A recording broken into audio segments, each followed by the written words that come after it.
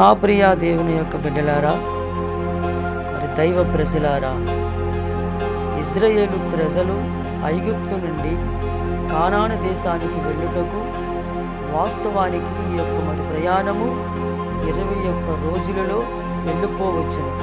కానీ వాళ్ళకి 40 సంవత్సరములు ఎందుకు పట్టిందంటే, ఈ యొక్క ఇశ్రాయేలు ప్రజలు ఎప్పటికప్పుడు దేవుని మీద అలాగే మోసే మీద మరి తిరగబడ్డారు కనుక వాళ్ళకి ఆ యొక్క 40 సంవత్సరములు మరి పట్టిందండి. మరి గమనించండి నా ప్రియ మరి దేవుని యొక్క బిడ్డలారా, మరి దైవ ప్రజలారా, దేవుని మీద తిరుగుబాటు చేస్తే, మరి దేవుని సేవకుల మీద మరి తిరుగుబాటు చేస్తే ఏమవుతుందంటే, రావలసినటువంటి దీవెనలు 40 సంవత్సరములు వెనక్కి వెళ్ళిపోతాయి. అప్పటికి ఎలా ఉంటామంటే ముసలి వాళ్ళు అయిపోతాం.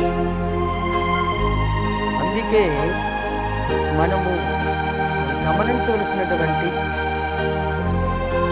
మోసే మీద దేవుని పైన సనుగుడు గురుకుడు ఆనాటి ఇశ్రాయేలు ప్రజలు అటువంటి ప్రవర్తనతో తీరుతో ఉండబట్టే వాళ్ళు 21 రోజులలో కానాను దేశమునకు వెళ్ళవలసినటువంటి వారు 40 సంవత్సరాలు పట్టింది.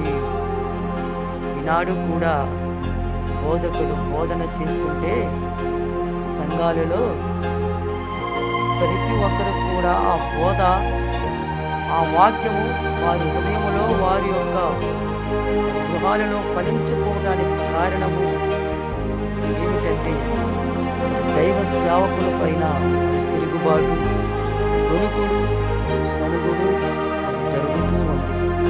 అందుకే కొన్ని సంఘాలలో కొన్ని విధములుగా వాక్యము ఫలించటము లేదు.